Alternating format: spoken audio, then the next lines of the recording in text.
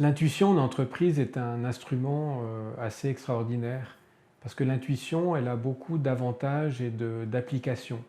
On peut utiliser l'intuition pour prendre de meilleures décisions. On peut utiliser l'intuition pour développer une vision plus claire. On peut utiliser son intuition pour travailler la communication plus profonde et notamment avoir un lien entre ce qui se passe dans le fonctionnement de l'entreprise et les dynamiques cachées. Je prends un exemple concret. S'il y a des conflits, comme ça peut arriver malheureusement fréquemment dans les équipes, parfois il y a des choses que l'on sait, puis il y a des choses qu'on ignore.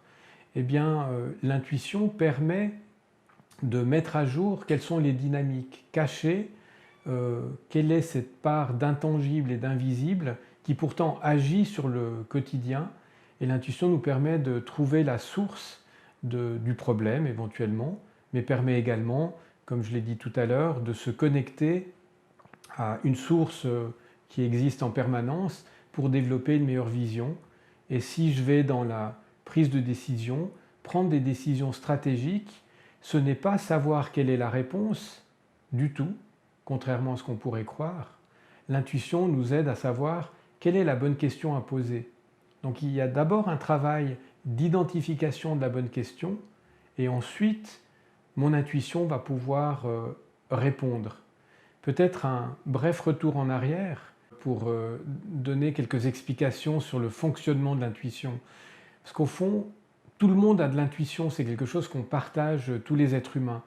Par contre, il y a une différence entre tout d'un coup, sans crier gare, l'intuition nous donne un message, puis je me demande ce que je peux en faire, par rapport à euh, poser une question à son intuition et écouter la réponse qu'elle a à nous donner. En entreprise, c'est là qu'on va utiliser et exploiter toute la puissance de l'intuition.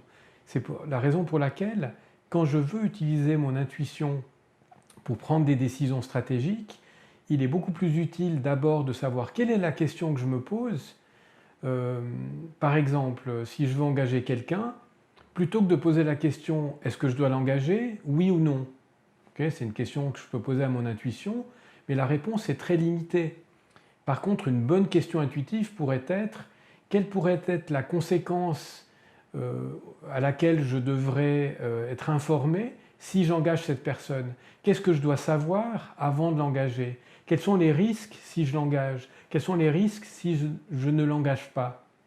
Toutes ces questions, si j'y réponds avec mon intuition, avec évidemment en plus toutes les références, le CV, les enquêtes qu'on a pu faire, vont me donner des informations très très utiles et surtout pendant une phase d'entretien, par exemple de recrutement, si je me pose cette question, qu'est-ce que je ne sais pas et que je devrais savoir, eh bien je vais peut-être poser d'autres questions à la personne que je veux recruter et être beaucoup plus informé. Donc en résumé, si vous voulez utiliser l'intuition dans l'entreprise, vous pouvez vraiment l'appliquer pour des prises de décision stratégiques, pour prendre de meilleures directions en termes de vision, pour régler des questions en termes de communication délicate, difficile, voire conflictuelle, parce que vous verrez la face cachée et vous pourrez détecter ce qui était encore dans l'intangible ou dans l'invisible. Je fais juste une petite anecdote rapide. Il y a une vingtaine d'années, mon ex-associé, avec lui, on cherchait un nouveau local, un nouveau bureau. Et celui qu'on nous proposait, malheureusement, était pas disponible.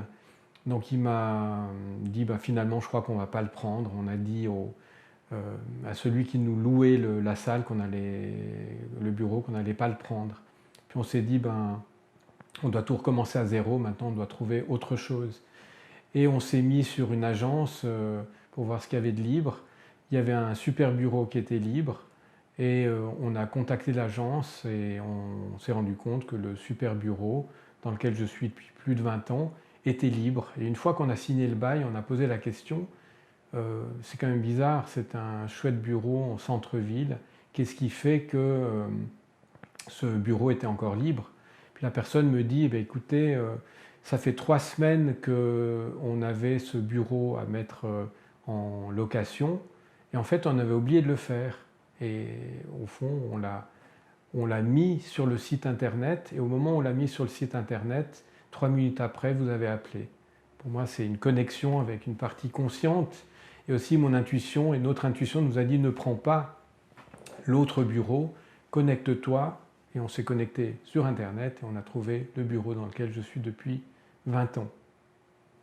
Deuxième anecdote,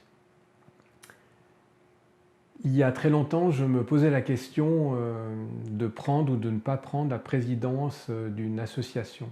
Puis j'avais très envie de le faire d'un point de vue peut-être plus égotique. Je me suis dit que ça serait bon pour ma carrière. Puis en même temps, je me disais que ça allait prendre beaucoup de temps dans mes heures de travail. Est-ce que j'arrivais à jongler avec tout ce que j'avais à faire? Donc je me suis mis à faire des tableaux, des listes du pour, du contre. Et puis j'arrivais pas à me décider. Et celui qui est devenu mon associé à l'époque, il m'a dit écoute, je vais te poser une seule question, que te dit ton intuition? Je n'ai pas réfléchi une seconde, j'ai dit je ne peux pas te répondre pourquoi, mais je sais que c'est non. Je ne prends pas cette présidence. Et c'était le début de mon aventure avec l'intuition. Alors qu'est-ce que l'intuition? L'intuition peut se définir comme la relation que j'ai, relation confiante à ce que je ressens. C'est faire confiance à ce que l'on ressent sans avoir besoin de raisonner. Donc on pourrait dire que l'intuition se définit très souvent par ce qu'elle n'est pas.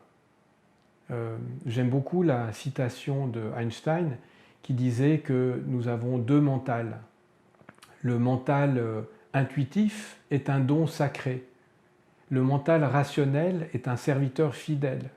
Il ajoutait, malheureusement, nous vivons dans une société qui honore le serviteur et oublie le don. Donc on pourrait dire que l'intuition, c'est un don. C'est quelque chose qu'on a de sacré. Et si je prends le mot sacré, c'est pas pour me connecter à quelque chose de mystique ou qui pourrait faire peur quand on entre dans ces domaines-là. Quand vous entendez sacré, avec l'intuition, on peut parler avec ce qu'on appelle la langue des oiseaux, quelque chose d'assez subtil. En alchimie, quand on parle de sacré, on pourrait dire que cela crée. Donc l'intuition est également une partie de nous qui est capable de créer quelque chose de nouveau, de se connecter à un champ d'information dans lequel nous sommes baignés en permanence. La physique quantique nous le montre très bien. Eh bien, l'intuition est cette partie de nous qui est capable de se brancher avec tout ce champ d'informations et d'en ramener des informations qui sont utiles. À distinguer, j'ai envie de dire, avec l'instinct, qui est aussi cette partie de nous innée, mais qui, elle, nous aide principalement à prendre des décisions pour fuir, se battre ou rester figé. Donc on a un radar au niveau de nos tripes, en anglais on parle de gut feeling, c'est l'instinct, et on a un radar au niveau de notre mental qui lui est notre intuition, à ne pas confondre.